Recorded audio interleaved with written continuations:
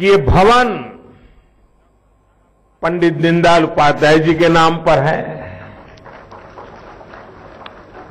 और ये देश भर का कार्यक्रम का आरंभ, ये कार्यक्रम अमरत्व प्राप्त हमारी काशी में हो रहा है।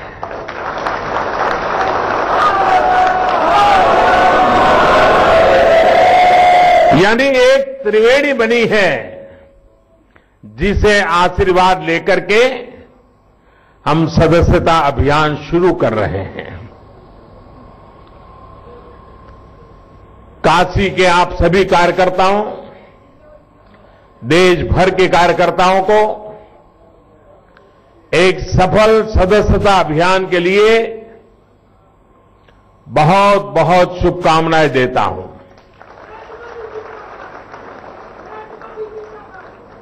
अब से कुछ देर पहले मुझे एयरपोर्ट पर स्वर्गीय लाल बहादुर शास्त्री जी की प्रतिमा का अनावरण करने का सौभाग्य मिला है। उसके बाद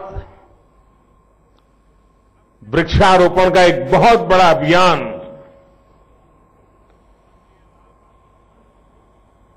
आदरणीय योगी जी के नेतृत्व में आज आरंभ हुआ है। उस पवित्र कार्य का भी मैं हिस्सा बना। साथियों, आज सदस्यता अभियान पर आप लोगों से विस्तार से बात करने से पहले मैं भी एक बहुत बड़े लक्ष्य पर आपसे और प्रत्येक देशवासी से बात करना चाहता हूं। ये लक्ष्य सिर्फ सरकार का नहीं है, ये लक्ष्य हर भारतीय का है। भाई और बहनों, कल आपने बजट में और उसके बाद टीवी पर चर्चाओं में और आज अखबारों में एक बात पढ़ी, सुनी, देखी होगी। एक शब्द गूंज रहा है चारों तरफ, हर कोई बोलना शुरू किया है। देखते ही देखते कानों कानों बात पहुंचने लगी है और वो क्या है? $5 ट्रिलियन इकोनॉमी।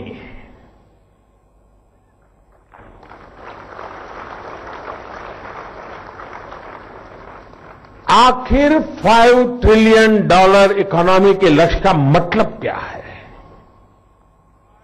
एक आम भारतीय जिंदगी का, हर एक भारतवासी का इससे क्या लेना देना है? ये आपके लिए, सबके लिए जानना भी और जानकर के घर घर जाकर के बताना भी बहुत जरूरी है। जरूरी इसलिए भी है क्योंकि कुछ लोग हैं जो हम भारतीयों के सामर्थ्य पर शक कर रहे हैं। वो कह रहे हैं कि भारत के लिए ये लक्ष्य प्राप्त करना बहुत मुश्किल है। आपने सुना होगा, कल से चर्चा चल रही है।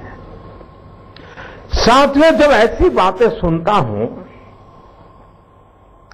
तो काशी के इस बेटे के मन में कुछ अलग ही भाव जगते हैं।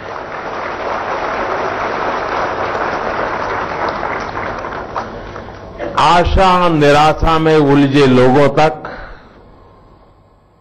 मैं अपने मन के भाव पहुंचाना चाहता हूं।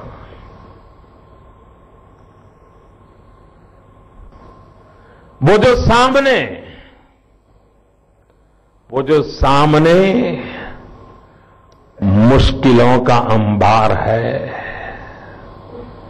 वो जो सामने मुश्किलों का अंबार है, उसी से तो मेरे हौसलों की मीनार है।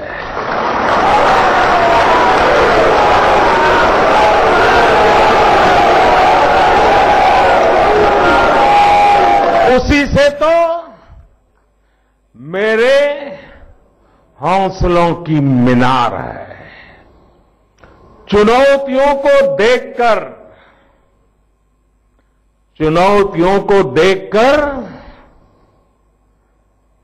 तो मेरे हौसलों की मीनार है। चुनौतियों को देखकर घबराना कैसा, इन्हीं में तो छिपी संभावना अपार है। चुनौतियों को देखकर घबराना कैसा, इन्हीं में तो छिपी संभावना अपार है। विकास के यज्ञ में परिश्रम की महक है, यही तो मां भारती का अनुपम श्रृंगार है। विकास के यज्ञ में परिश्रम की महक है, यही तो मां भारती का अनुपम श्रृंगार है। गरीब अमीर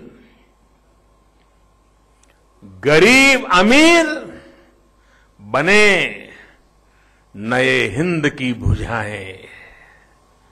गरीब अमीर बने नए हिंद की भुजाएं, बदलते भारत की यही तो पुकार है।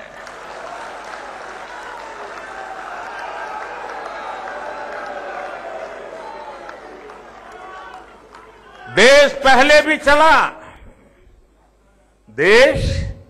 पहले भी चला और आगे भी बढ़ा।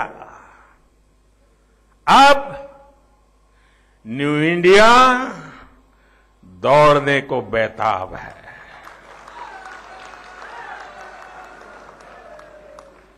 दौड़ना ही तो न्यू इंडिया का सरोकार है। तो साथियों, बात होगी हौसले की, नई संभावनाओं की, विकास के यज्ञ की, मां भारती की सेवा की और न्यू इंडिया के सपने की। ये सपने बहुत हद तक जुड़े हुए हैं $5 ट्रिलियन इकोनॉमी के लक्ष्य से। साथियों, 5 ट्रिलियन का मतलब होता है 5 लाख करोड़ डॉलर।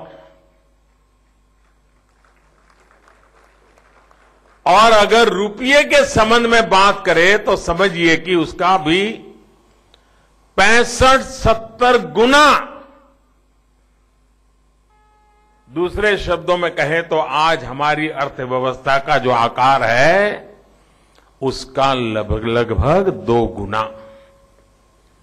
आप सोच रहे होंगे कि कार्यकर्ता सम्मेलन में कहां मैं अर्थशास्त्र की इतनी गूढ़ बातें क्यों करने लग गया। देखिए दोस्तों, मैं खुद भी कोई अर्थशास्त्री नहीं हूं। मुझे अर्थशास्त्र का अ भी नहीं आता है। लेकिन सच्चाई यही है कि आज जिस लक्ष्य की मैं आपसे बात कर रहा हूं वो आपको नए सिरे से सोचने के लिए मजबूर करेगा। नया लक्ष्य, नया उत्साह भरेगा, नए संकल्प, नए सपने लेकर हम आगे बढ़ेंगे और यही मुसीबतों से मुक्ति का मार्ग है। साथियों, अंग्रेजी में एक कहावत होती है कि size of the cake matters, यानी जितना बड़ा केक होगा उसका उतना ही बड़ा हिस्सा लोगों के नसीब होगा। लोगों को मिलेगा। और इसलिए हमने भारत की अर्थव्यवस्था को $5 ट्रिलियन की अर्थव्यवस्था ये बनाने का लक्ष्य तय किया है, उस पर जोर दिया है। अर्थव्यवस्था की साइज और आकार जितना बड़ा होगा, स्वाभाविक रूप से देश की समृद्धि उतनी ही ज्यादा होगी। हमारे यहां गुजराती में कहावत है, मुझे पता नहीं हिंदी में क्या होगा। वो कहावत ऐसी है, अगर कुएं में है तो हवाड़े में आएगा। मतलब अगर कुआं भरा पड़ा है तो फिर छोटे अगर तालाब है तो उसमें पानी पहुंचेगा, खेत तक पहुंचेगा। अगर कुएं में नहीं होगा तो कहां पहुंचेगा। यही समृद्धि हर परिवार की, हर व्यक्ति की आय, आमदनी और जीवन स्तर में भी परिवर्तन लाती है। अब सीधी सी बात है कि परिवारों की आमदनी जितनी ज्यादा होगी, परिवार के सदस्यों की आमदनी उसी अनुपात में ज्यादा होगी और उनकी सुख सुविधाओं का स्तर भी उसी अनुपात में ऊंचा होगा। साथियों, आज जितने भी विकसित देश हैं, उनमें ज्यादातर के इतिहास को देखें तो एक समय में वहां भी प्रति व्यक्ति आय बहुत ज्यादा नहीं होती थी। लेकिन इन देशों के इतिहास में एक दौर ऐसा आया जब कुछ ही समय में प्रति व्यक्ति आय ने जबरदस्त छलांग लगाई। यही वो समय था जब वो देश विकासशील से विकसित यानी डेवलपिंग से डेवलप नेशन की श्रेणी में आ गए। भारत भी लंबा इंतजार नहीं कर सकता है दोस्तों। भाइयों बहनों, भारत भी ऐसा कर सकता है। और 21वीं सदी में आज जब भारत दुनिया का सबसे युवा देश है, तो ये लक्ष्य भी मुश्किल नहीं है। साथियों, जब किसी भी देश में प्रति व्यक्ति आय बढ़ती है तो वो खरीद की क्षमता बढ़ाती है। खरीद की क्षमता बढ़ाती है तो डिमांड बढ़ाती है, मांग बढ़ाती है। डिमांड बढ़ती है तो सामान का उत्पादन बढ़ता है, सेवा का विस्तार होता है और इसी क्रम में रोजगार के नए अवसर बनते हैं। यही प्रति व्यक्ति आय में वृद्धि उस परिवार की बचत या सेविंग को भी बढ़ाती है। साथियों, जब तक हम कम आय, कम खर्च के चक्र में फंसे रहते हैं, तब तक ये स्थिति पानी बहुत मुश्किल होती है। और पता नहीं किसी न किसी कारण से हमारे दिल दिमाग में गरीबी एक वर्च्यू बन गया है। कभी हम सत्यनारायण कथा सुनते थे बचपन में, तो वहां शुरू क्या होता था? एक बेचारा गरीब ब्राह्मण, वहीं से शुरू होता था। यानी गरीबी में गर्व करना एक पता नहीं, एक हमारी मनोवैज्ञानिक अवस्था बन गई है। देश को उससे बाहर लाना चाहिए कि नहीं लाना चाहिए? बाहर निकलना चाहिए कि नहीं निकलना चाहिए?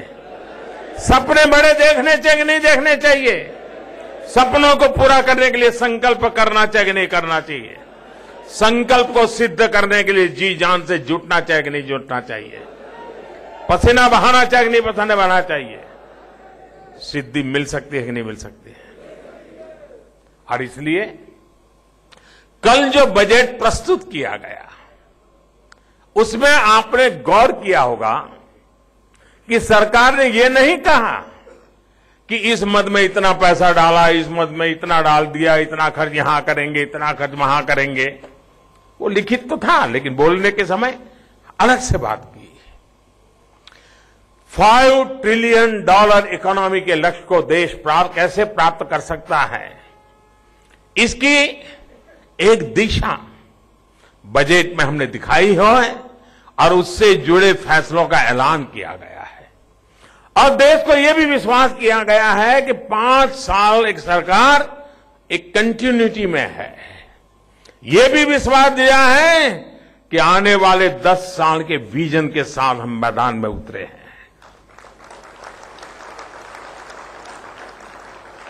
साथियों, उसका एक पड़ाव है ये 5 वर्ष। आने वाले 5 वर्ष में $5 ट्रिलियन की विकास यात्रा में अहम हिस्सेदारी होगी हमारे किसान भाइयों बहनों की, खेती की, गांव की। आज देश खाने पीने के मामले में आत्मनिर्भर है, तो इसके पीछे सिर्फ और सिर्फ देश के किसानों का पसीना है, सतत परिश्रम है। अब हम किसान को बनाने पर बल दिया गया है। फूड प्रोसेसिंग से लेकर मार्केटिंग तक का आधुनिक इंफ्रास्ट्रक्चर तैयार करने पर निवेश बढ़ाया गया है। इसी सोच के साथ यहां आप सबको मालूम है, राजा तालाब और गाजीपुर घाट में जो पेरिशेबल कार्गो का निर्माण किया गया है, उसके नतीजे दिखाई देने लगे हैं। आप लोग ये जानकर खुशी होगी कि अब तक यहां से फल सब्जियों के 11 शिपमेंट विदेश भेजे गए हैं। यानी एक शुरुआत हुई है और उसका सीधा लाभ यहां के किसानों को हुआ है। यहां जो प्याज और केला होता है, उसे ले जाने के लिए स्पेशल रेल कंटेनरों की व्यवस्था भी की गई है। अब हमारा प्रयास है कि यहां एक क्लस्टर विकसित किया जाए जिसमें सरकार के अलग अलग विभाग मिलकर एक्सपोर्ट को आसान बनाने के लिए सारी सुविधाओं का निर्माण करें। यहां जो बनास डेयरी की शुरुआत हमारे यहां की गई है, वो भी आज 6,000 किसानों से 11,000 लीटर से ज्यादा लीटर दूध इकट्ठा कर रही है। यह तो शुरुआत है। पहले बहुत से किसानों को कम कीमत पर दूध बेचना पड़ता था, लेकिन अब उन्हें भी इस डेयरी का लाभ मिल रहा है, ज्यादा पैसे मिल रहे हैं। भाई और बहनों, किसान जो कुछ भी उगाता है उसमें वैल्यू एडिशन करके उसको दुनिया के बाजारों में निर्यात करने के लिए निर्यात नीति भी हम बना चुके हैं। किसानों को अतिरिक्त आय हो, इसके लिए भी तमाम फैसले लिए गए हैं। अन्नदाता को ऊर्जादाता के रूप में तैयार करना इसी रणनीति का हिस्सा है। खेत में ही सौर ऊर्जा प्लांट, सोलर एनर्जी प्लांट लगाने से किसान को अपने उपयोग के लिए बिजली तो मुफ्त मिलेगी ही, अतिरिक्त बिजली वो बेच भी सकेगा। इससे सिंचाई की लागत कम होगी और बिजली बेचने से किसान को अतिरिक्त आय भी होगी। भाई और बहनों, खेती के साथ साथ ब्लू इकोनॉमी पर भी हमारा विशेष बल है। समुद्री संसाधनों, तटीय क्षेत्रों में पानी के भीतर जितनी भी संसाधन है, उनके विकास के लिए बजट में विस्तार से बात की गई है। इन संसाधनों का एक बहुत बड़ा हिस्सा है मछली के व्यापार का। बीते 5 वर्षों में इस दिशा में हमने बहुत प्रगति की है, लेकिन फिर भी इस क्षेत्र में पूरी क्षमता से काम करने की अनेक संभावनाएं बनी हुई है। इसी को ध्यान में रखते हुए मछली से जुड़े कारोबार, मछुआरों को आने वाली समस्याओं को सुलझाने के लिए हमने एक नया विभाग बनाया है। उसी प्रकार से एक योजना इस बार बजट में आपने देखी होगी, प्रधानमंत्री मत्स्य संपदा योजना के तहत गहरे समंदर में मछली पकड़ना, स्टोरेज, उनकी वैल्यूएशन को बढ़ावा दिया जाएगा। इससे मछली के एक्सपोर्ट में हमारी भागीदारी कई गुना बढ़ेगी, जिससे देश को विदेशी मुद्रा भी मिलेगी और मछुआरों को अधिक दाम भी मिल पाएंगे। साथियों, विकास की एक और जरूरी शर्त है पानी, और इसलिए जल संरक्षण और जल संचयन के लिए पूरे देश को एकजुट होकर के खड़ा करने की कोशिश की जा रही है। हमारे सामने पानी की उपलब्धता से भी अधिक पानी की फिजूल खर्ची और बर्बादी बहुत बड़ी समस्या है। लिहाजा घर में उपयोग हो या फिर सिंचाई में पानी की बर्बादी को रोकना आवश्यक है। इसके लिए माइक्रो इरिगेशन को बढ़ावा देना, रिहायशी कॉलोनी से निकले पानी को ट्रीट करके सिंचाई के लिए उपयोग करना, या फिर घर में ही पानी की रिसाइकलिंग जैसे अनेक उपाय पर आगे हम सबको मिलकर के काम करना है। घर हो, किसान हो, उद्योग हो, हर कोई जब पानी का सदुपयोग करता है तो उससे पानी के साथ साथ बिजली की भी बचत होती है। साथियों, पानी के संरक्षण और संचयन के साथ साथ घर घर पानी पहुंचाना भी जरूरी है। देश के हर घर को जल, कभी शौचालय के लिए सोचा, कभी आवास के लिए लगे, कभी स्वच्छता के लिए लगे, अब सपना लेकर के निकले हैं हर घर को जल। देश के हर घर को जल मिल सके, इसके लिए जल शक्ति मंत्रालय हमने निर्मित किया है, अलग मंत्री बनाए हैं और पूरा डेडिकेटेड, पूरी सरकार संकलित रूप से पानी पे काम करना शुरू किया है। जल शक्ति अभियान भी शुरू किया गया है। इसका बहुत बड़ा लाभ, सबसे पहले सबसे बड़ा लाभ होगा हमारी माताओं बहनों को मिलेगा जो पानी जुटाने के लिए अनेक कष्ट उठाती है। अब बजट में राष्ट्रीय स्तर पर जल ग्रिड बनाने का भी प्रस्ताव रखा गया है।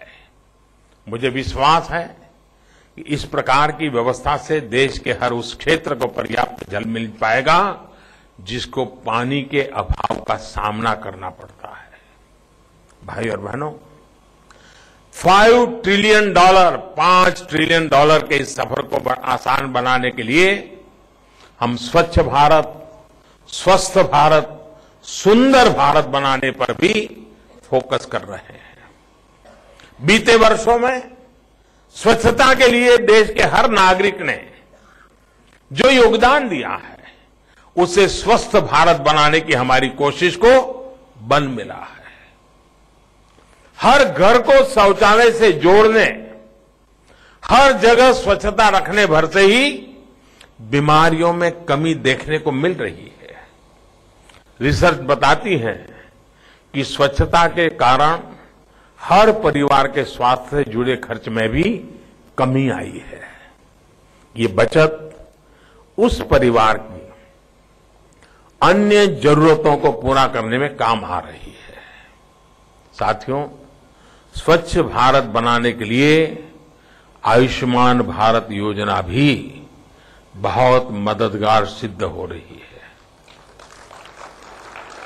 देश के करीब 50 करोड़ गरीबों को हर वर्ष 5 लाख रुपए तक मुफ्त इलाज सुनिश्चित हो रहा है। अब तक लगभग समय बहुत कम हुआ है, लेकिन इतने कम समय में लगभग 32 लाख गरीब मरीजों को अस्पतालों में इसका लाभ मिल चुका है। मुफ्त इलाज के साथ साथ देश के गांव-गांव में 1.5 lakh health and wellness centres बनाए जा रहे हैं। इससे गांव के पास ही उत्तम स्वास्थ्य सुविधा मिल पाएगी, जिससे सामान्य परिवार की बचत और बढ़ेगी। यही नहीं,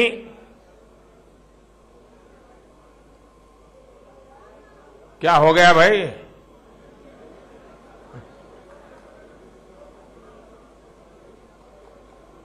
बड़े उत्साही वॉलेंटियर दिखते हैं।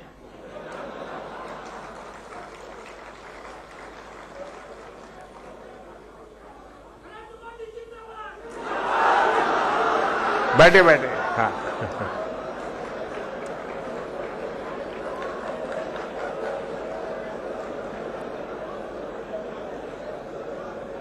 साथियों, यही नहीं, योग और आयुष के उपयोग को बढ़ावा देने से भी स्वास्थ्य के खर्च में कमी आ रही है। योग और आयुष का जिस स्तर पर हम प्रचार कर रहे हैं, उससे हेल्थ टूरिज्म की दृष्टि से भी भारत अहम सेंटर बन रहा है। भाई और बहनों, स्वच्छता का संबंध स्वास्थ्य से तो है ही, सुंदरता से भी है। जब देश सुंदर होता है तो टूरिज्म भी बढ़ता है। यहां काशी में भी स्वच्छता और सुंदरता का लाभ हम सभी को देखने को मिल रहा है। मिल रहा है कि नहीं मिल रहा है?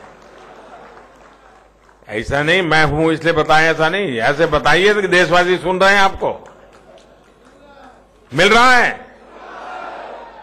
देखिए, गंगा घाट से लेकर सड़कों और गलियों तक में साफ सफाई के कारण यहां आने वाले पर्यटक बेहतर अनुभव कर रहे हैं। थोड़ी देर पहले ही काशी की हरियाली को बढ़ाने के लिए बच्चों के साथ मुझे भी वृक्षारोपण का अवसर मिला है। यहां हरियाली बढ़ने से काशी की सुंदरता तो बढ़ेगी ही, पर्यावरण भी शुद्ध होगा। इससे यहां के पर्यटन को और गति मिलेगी।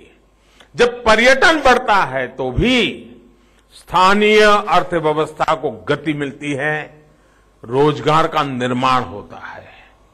और टूरिज्म एक ऐसा क्षेत्र है जहां कम से कम पूंजी निवेश से ज्यादा रोजगार की संभावनाएं होती है।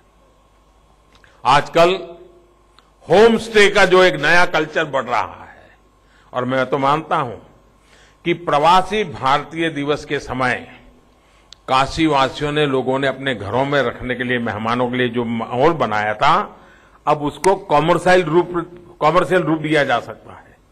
एक प्रकार से लोग आए, रहें, कमाई भी हो। आपकी ट्रेनिंग हो चुकी है, काशीवासी बहुत बड़ा फायदा उठा सकते हैं। और बहुत लोग तो ऐसे होते हैं जो काशी में महीना महीना भर रहने के लिए आना चाहते हैं, तो काशी में तो बहुत बढ़ावा मिल सकता है। आजकल होम स्टे का जो नया कल्चर बढ़ रहा है, उससे भी रोजगार और कमाई के नए साधन बन रहे हैं। यानी $5 trillion economy, 5 lakh crore dollar की अर्थव्यवस्था बनाने के लिए टूरिज्म का बड़ा रोल रहने वाला है। लेकिन भाई और बहनों, अर्थव्यवस्था में गति तब तक संभव नहीं है जब तक इंफ्रास्ट्रक्चर बेहतर ना हो। यही कारण है कि 21वीं सदी की आवश्यकताओं के अनुसार हम पूरे देश में इंफ्रास्ट्रक्चर का निर्माण कर रहे हैं। गांव में उपज के भंडारण के लिए इंफ्रास्ट्रक्चर हो, या फिर शहरों में आधुनिक सुविधाओं का निर्माण, हर स्तर पर प्रयास किए जा रहे हैं। Highways, railways, Airways, waterways highways, digital infrastructure, गांव में ब्रॉडबैंड की सुविधा, आने वाले 5 वर्षों में 100 लाख करोड़ रुपए का निवेश किया जाएगा। 100 लाख करोड़ रुपए का निवेश इंफ्रास्ट्रक्चर में। आने वाले कुछ वर्षों में सिर्फ गांवों में ही लगभग 1.25 लाख किलोमीटर सड़कों का निर्माण किया जाएगा। साथियों, साल 2022 तक हर गरीब बेघर के सिर पर पक्की छत हो, इसके लिए सिर्फ गांव में ही लगभग 2 करोड़ घरों का निर्माण किया जाएगा। गरीबों के साथ साथ मध्यम वर्ग के घर के सपने को पूरा करने के लिए भी बजट में प्रावधान किया गया है। सस्ते घरों के लिए मिडिल क्लास जो होम लोन लेता है, 1.5 लाख रुपए की वृद्धि की गई है। यानी अब होम लोन के ब्याज पर 3.5 लाख रुपए तक की छूट मिल पाएगी। इससे 15 वर्ष की लोन अवधि तक 7 लाख रुपए तक का लाभ एक परिवार उठा सकता है। ये बहुत बड़ा काम है। इतना ही नहीं, किराए पर घर खोजने में जो असुविधा होती है, उसके समाधान के लिए भी कदम उठाए गए हैं। रेंटल हाउसिंग को बढ़ावा देने के लिए केंद्र सरकार एक मॉडल टेनेंसी कानून राज्य सरकारों को बनाकर भेजने वाली है। साथियों, गांव से लेकर शहरों तक जब इतने बड़े स्तर पर निर्माण कार्य होगा तो रोजगार का निर्माण होगा, सामान्य परिवार की जेब में पैसा जाएगा।